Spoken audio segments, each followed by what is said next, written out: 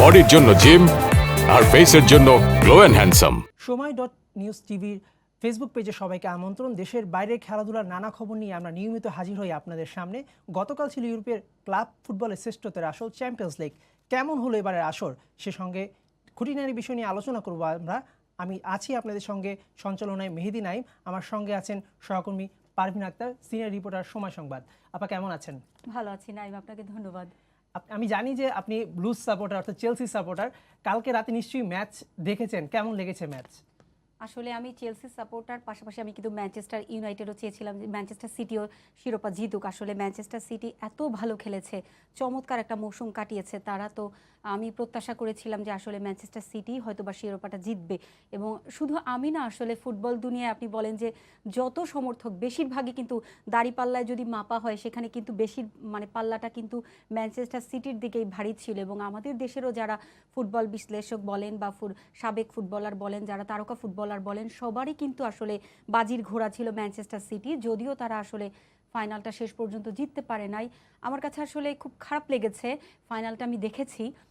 তবে একটা জিনিস আমি বলতে চাই যে ফাইনাল, চ্যাম্পিয়ন্স লিগের ফাইনাল তো হলো 29 মে, এর আগে কিন্তু 26 মে ছিল ইউরোপা লিগের ফাইনাল। তো চ্যাম্পিয়ন্স লিগ হচ্ছে ইউরোপের ক্লাব ফুটবলের শ্রেষ্ঠত্বের আসর, আর ইউরোপা লিগ কিন্তু তার চাইতে একটু জনপ্রিয়তা একটু কম, দ্বিতীয় সর্বোচ্চ আসর। কিন্তু আমি দেখেছি যে ইউরোপা লিগের ফাইনালে ম্যানচেস্টার ইউনাইটেড কিন্তু ইপিএল এর সবচেয়ে সফল দল, তারা কিন্তু সবচেয়ে বেশি ইংলিশ প্রিমিয়ার লিগের শিরোপা জিতেছে। সেই দলটির তুলনায় কিন্তু ভিয়ারিয়াল, যারা লা লিগায় মাত্র সপ্তম হয়েছে, এবং তাদের বলতে গেলে যে গেল 50 বছরও তাদের বলার মতো কোনো সাফল্য নাই, সেই দলটি কিন্তু ম্যানচেস্টার ইউনাইটেডের সঙ্গে যে পরিমাণ প্রতিদ্বন্দ্বিতা করেছে, যে আমরা দেখেছি যে নির্ধারিত সময়ের পরে অতিরিক্ত সময়, এরপরে কিন্তু আসলে ম্যাচের ফলাফল নির্ধারিত হয়েছে গিয়ে সাডেন ডেথে, এবং দুই গোলরক্ষককে কিন্তু একটা গুরুত্বপূর্ণ রোল প্লে করতে হয়েছে। জেরোনিমো রুলিকে আমরা দেখেছি, ডেভিড ডে হিয়াকে দেখেছি, শেষ পর্যন্ত কিন্তু আসলে দুজনের প্রতিদ্বন্দ্বিতায় কিন্তু আসলে জিতেছেন রুলির কারিশমাতেই কিন্তু আসলে ভিয়ারিয়াল এত বড় একটা শিরোপা জিতেছে। তো আমি সহ ফুটবল দুনিয়ার সবাই কিন্তু আসলে প্রত্যাশা করেছিল যে হয়তোবা চেলসির সঙ্গে ম্যানচেস্টার সিটির চ্যাম্পিয়ন্স লিগের ফাইনালটাও এরকম হবে, যে দেখা যাবে নির্ধারিত সময়ের পরে হয়তোবা অতিরিক্ত সময়ে বা টাই ব্রেকারে ম্যাচ গড়াতে পারে। কিন্তু আসলে আমরা হতাশই হয়েছি, এবং আমি কিন্তু একটা দারুণ মিল খুঁজে পাচ্ছি 2020 সালের চ্যাম্পিয়ন্স লিগের ফাইনালের সঙ্গে। কারণ সেই মৌসুমটাও কিন্তু ছিল করোনার কারণে, মার্চে সব ধরনের ফুটবল বন্ধ হয়ে গিয়েছিল। এরপরে কিন্তু চ্যাম্পিয়ন্স লিগ আদৌ মাঠে গড়াবে কিনা এ নিয়ে কিন্তু একটা অনিশ্চয়তা দেখা দিয়েছিল।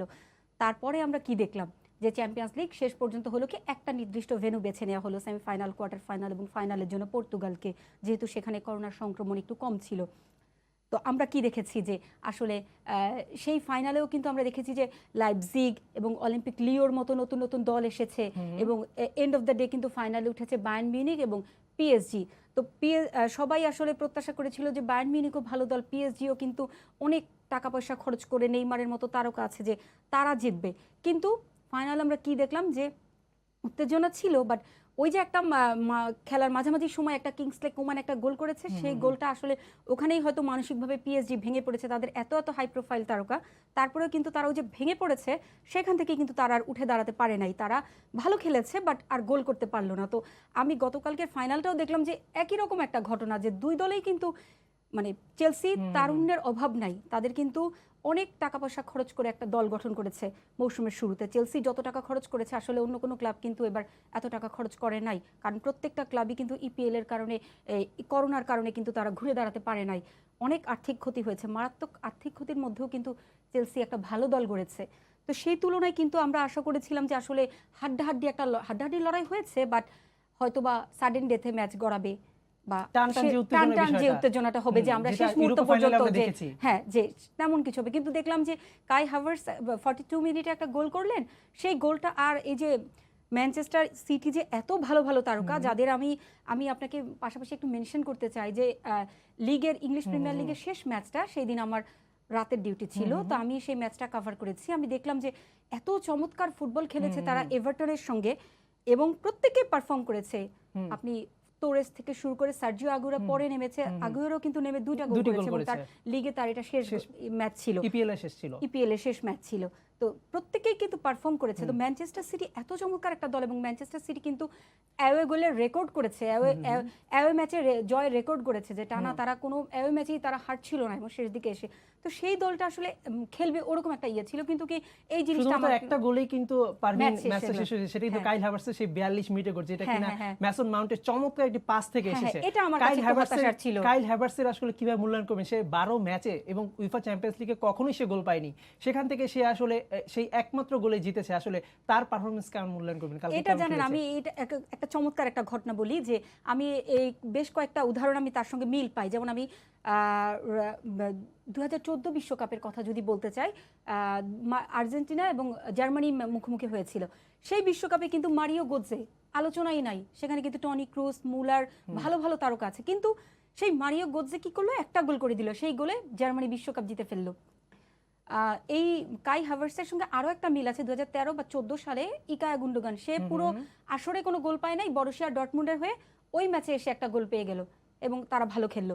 তো হ্যাভার্টসের ক্ষেত্রেও আমি দেখলাম যে একটা জিনিস, যে তার আসলে ভাগ্যটা আসলে ওখানে ক্যাচ করেছে, যে সে মাউন্টও ওই সময় তাকে ইয়ে দিতে, এবং আরেকটা ভুল ছিল কিন্তু আসলে গোলটা কিন্তু হয়েছে এডারসনের একটা ভুল ছিল, যে সে সঠিক জায়গায় ছিল না। তো এই জিনিসটা যে আসলে হ্যাভার্টস ভালো খেলেছে এবং ঠিক জায়গায় বলে না যে ভাগ্যটা আসলে ক্লিক করে যায়, সুপ্রসন্ন ছিল। হ্যাঁ, ভাগ্যটা সুপ্রসন্ন ছিল, যে পুরো আসরে তারে খুঁজেই পাওয়া গেল না, অথচ শেষ ম্যাচে এসে সে একটা বাজির ঘোড়া। সেই আপনি আরো একটা বিষয় দেখতে পারেন, সেটা হচ্ছে প্রতিবার ফাইনালে কিন্তু টপ স্কোরার ফাইনাল খেলে, কিন্তু এইবার কিন্তু একটু ভিন্ন ছিল। টপ স্কোরার কে ছিল সেটা আমরা একটু দেখে নিব, যে কাই হ্যাভার্টস কিন্তু মাত্র একটা গোল করেছে। সবচেয়ে টপ স্কোরার ছিল বরুসিয়া ডর্টমুন্ডের আর্লিং হ্যালান্ড, আপনি দেখতে পাচ্ছেন। এরপরেই 8 গোল করে পিএসজির কিলিয়ান এমবাপ্পে ছিলেন 2 নম্বরে, তিনি ছিলেন ইউভেন্টাসের ফরওয়ার্ড আলভারো মোরাতা, এরপর ছিলেন ম্যানচেস্টার ইউনাইটেডের মার্কাস রাশফোর্ড 6 গোল, এবং পিএসজি নেইমার জুনিয়রও কিন্তু 6 গোল করে চ্যাম্পিয়ন আপনি ছিলেন। এখানে কিন্তু আমরা দেখতে পাচ্ছি না আসলে চ্যাম্পিয়ন টিমের কেউ আছে বা রানার্স আপ টিমের আছে। নেইমার জুনিয়রের পরে কিন্তু 6 গোল নিয়ে আছে অলিভার জিরু, যে গত ম্যাচে খেলতেই পারেনি। এবং আমি ম্যাচ লিগে অনেক ম্যাচে দেখেছি যে তাকে আসলে খুব একটা সুযোগ দেওয়াও হয়নি। সে আসলে তার অনেক বয়স হয়ে গিয়েছে এবং সে নিজেও কিন্তু চাচ্ছিল যে চেলসি ছেড়ে অন্য কোথাও যাওয়ার জন্য, অথচ আমি দেখলাম যে এবার আসলে হাইয়েস্ট গোল স্কোরারের আমরা তেমন কোনো আসলে দেখতে পাচ্ছি না। যদিও আমরা মৌসুমের শেষের দিকে শুনতে পাচ্ছিলাম যে হ্যালান্ডকে সবাই নেয়ার জন্য চেষ্টা করছে, যে তার মতো মানে বার্সেলোনা তাকে নিতে চায়, ম্যানচেস্টার সিটিও তাকে নিতে চায়, কারণ ম্যানচেস্টার সিটির একজন ভালো মানের ফরওয়ার্ড দরকার, সেজন্য তারা হ্যালান্ডকে নিতে চাচ্ছে। তো এটা একটা জিনিস, যে চমৎকার একটা জিনিস আপনি বলেছেন, যে গেলবার যেমন আমরা দেখলাম যে রবার্ট লেভানডস্কি চ্যাম্পিয়ন দল বায়ার্ন মিউনিখ এবং তার 15টা গোল, এবং তার কিন্তু পারফরমেন্স ছিল শিরোপা জয়ে, তার সে ভালো খেলেছে এবং প্রত্যেকটা ম্যাচেই সে ভূমিকা রেখেছে। কিন্তু এবার আসলে সত্যি একটা ব্যতিক্রম ঘটনা ঘটেছে, যে আসলে চ্যাম্পিয়ন হয়েছে দল, কিন্তু তাদের কোনো প্লেয়ার আসলে সেরা গোল স্কোরারের তালিকায় নাই। এটা একটা আসলে একটা অন্যরকম একটা ভিন্ন, মানে এই চ্যাম্পিয়ন্স লিগটা আসলেই কিন্তু একটা ভিন্ন ব্যাপার। থমাস টাচেল, যার কথা সেটা বলা হচ্ছে মাস্টার মাইন্ড বলি আমরা পেপ গার্দিওলাকে, তাকে তার কৌশলে তাকে হারিয়ে গতবার সে থমাস টুকেল ফাইনাল উঠেও নেইমার এমবাপ্পের মতো তারকাদের নিয়েও কিন্তু সে চ্যাম্পিয়ন হতে পারেনি। এবার কিন্তু সেই অনুসারে এত বড় তারকা কিন্তু চেলসিতে ছিল না, কিন্তু খুব গোছানো একটা দল ছিল। তো আসলে তার কৌশলটাকে কিভাবে মূল্যায়ন করবে, এবং সে যে এসেই বাজিমাত করে ফেললো, এটাকে আসলে কিভাবে দেখছেন? এটা আসলে একটা দারুণ একটা ব্যাপার, যে আসলে টুখেলের ভাগ্যটা আপনি দেখেন। টুখেল কিন্তু গতবার পিএসজি তাকে নিয়ে অনেক প্রত্যাশা ছিল এবং সে নেইমারের মতো তারকা নিয়েও কিন্তু আসলে ফাইনালে বায়ার্ন মিউনিখের সঙ্গে শিরোপা জিততে পারেনি। এরপর কিন্তু পিএসজির আমরা দেখেছি পারফরমেন্স খারাপের কারণে তাকে কিন্তু বরখাস্ত করা হয়েছে, পিএসজি থেকে একরকম তাকে ছুড়ে ফেলা হয়েছে। এবং অ্যাট দ্য সেম টাইম কি হয়েছে, চেলসিতে ফ্র্যাঙ্ক ল্যাম্পার্ড চেলসির সাবেক ফুটবলার, এবং সে কিন্তু চেলসির অনেক সাফল্যের কারিগর, এবং এই দলটা কিন্তু আসলে টুখেল সাফল্য এনে দিয়েছে। কিন্তু নাইম একটা বিষয়, যে এই তরুণদের নিয়ে যে দলটা, এই দলটা কিন্তু তৈরি করে দিয়েছে আসলে ল্যাম্পার্ড। এই ফুটবলারদেরকে বেছে বেছে কাকে দলের জন্য কোন পজিশনে নিয়ে আসবে, এই জিনিসটা কিন্তু ঠিক করেছে আসলে ল্যাম্পার্ড। কিন্তু দল ছন্ন ছাড়া পারফরমেন্স ছিল, এই জন্য আসলে তাকে চাকরি হারাইতে হয়েছে। তো তার চাকরি হারানো কিন্তু সাপে বড় হয়েছে আসলে টুখেলের জন্য। তো টুখেল কিন্তু আপনি জানেন যে জানুয়ারিতে যখন টুখেলকে দায়িত্ব দেওয়া হয়, জানুয়ারি শেষের দিকে, তখন কিন্তু চেলসির অবস্থা খুবই খারাপ ছিল এবং চেলসি ছিল টেবিলের 9 নম্বরে, জিততেই পারছিল না দল। সেখান থেকে কিন্তু যখন টুখেল দায়িত্ব নিলেন, সে কিন্তু চেলসিকে এমন একটা মানে গোছানো একটা পুরো দলকে একটা ছকে নিয়ে এসছে, এবং প্রত্যেকটা আমার কাছে মনে হয়েছে যে আসলে প্রত্যেকটা ফুটবলার আসলে সে যে টুখেলের বয়স কিন্তু খুবই কম এবং সে আসলে তরুণদেরকে আসলে মোটিভেট করতে পেরেছে। আমার কাছে মনে হচ্ছে যে সে চমৎকার একজন মোটিভেটর।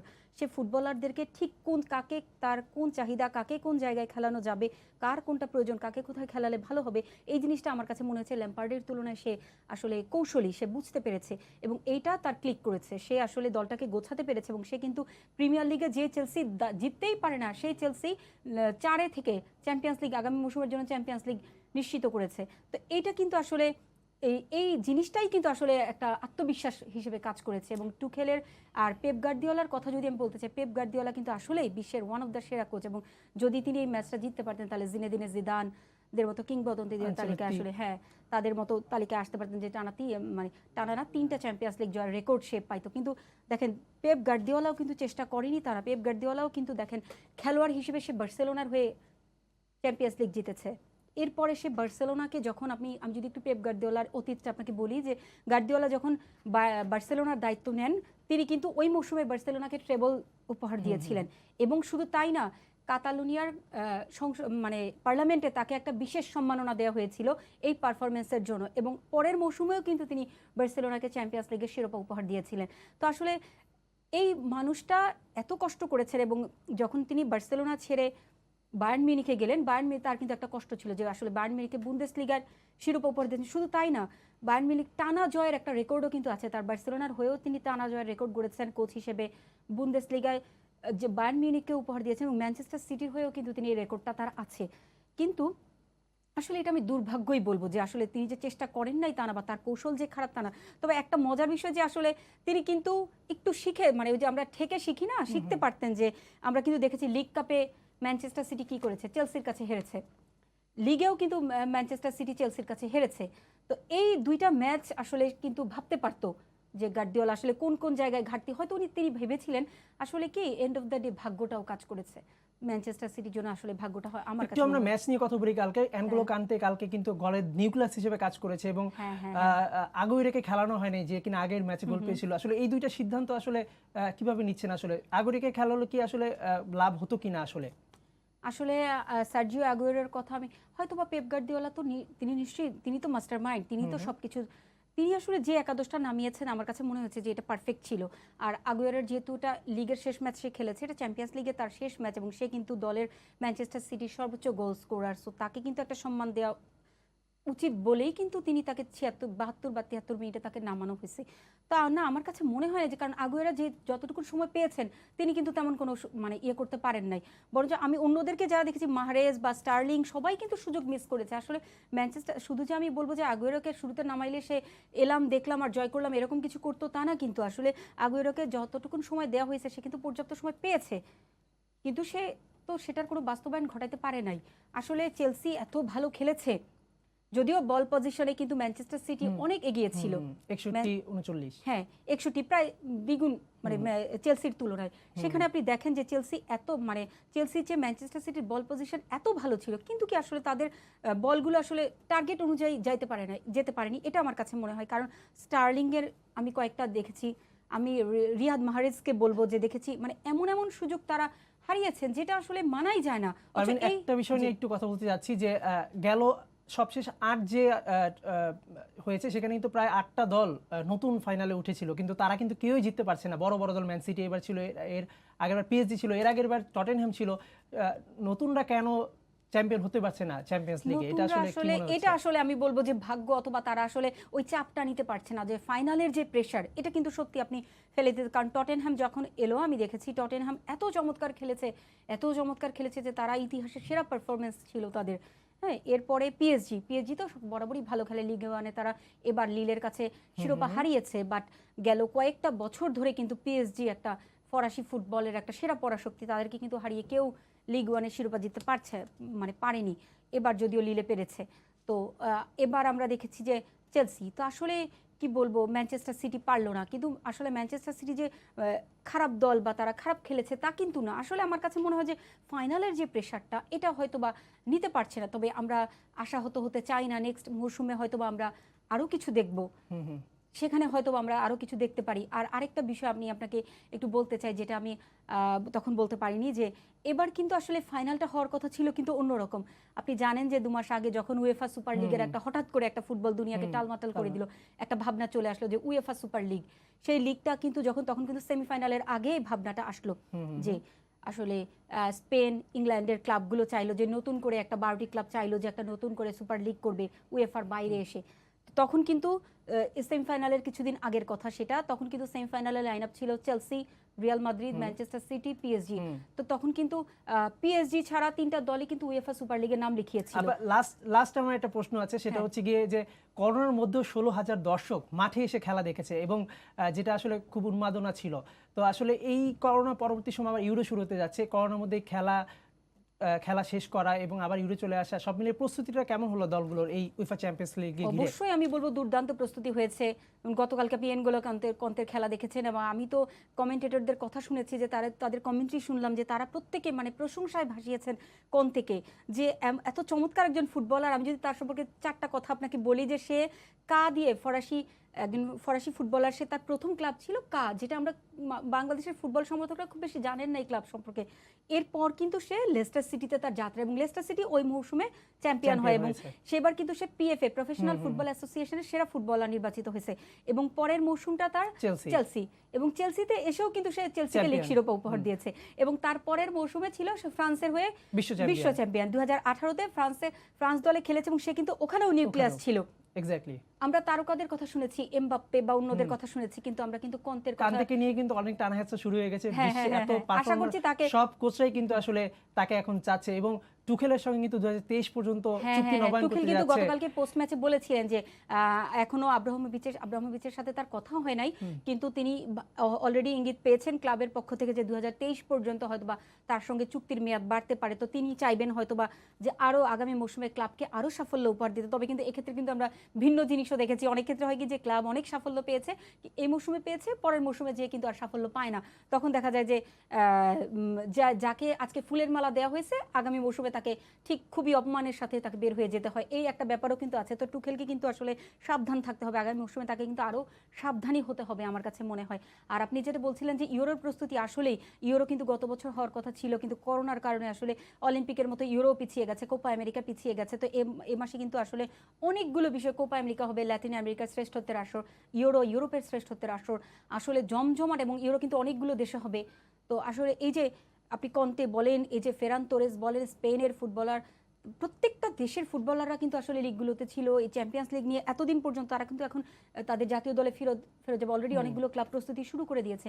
তো আমার কাছে মনে হচ্ছে যে আসলে চ্যাম্পিয়ন্স লিগের পর তাদের চমৎকার একটা প্রিপারেশন হয়েছে, প্রত্যেকের লিগে বিজি ছিল এবং চ্যাম্পিয়ন্স লিগেও খেলেছে। তো আমার কাছে মনে হয় যে আসলে এটা তাদের জন্য দারুণ একটা বিষয় হয়েছে, প্রস্তুতিটা তাদের দুর্দান্ত হয়েছে এবং আসলে তারা ইউরোতেও ভালো করবে এবং সবাই কিন্তু প্রত্যাশা করছে যে একটা জমজমাট ইউরোর জন্য। ধন্যবাদ পারভিন এতক্ষণ আমাদের সাথে আলোচনা করার জন্য। দর্শক, আজকে আমরা কথা বলছিলাম উয়েফা চ্যাম্পিয়ন্স লিগের ফাইনালকে নিয়ে, যেখানে চ্যাম্পিয়ন হয়েছে চেলসি। এতক্ষণ আমাদের সঙ্গে থাকার জন্য ধন্যবাদ। সঙ্গে থাকুন সময় নিউজ.টিভির সাথে।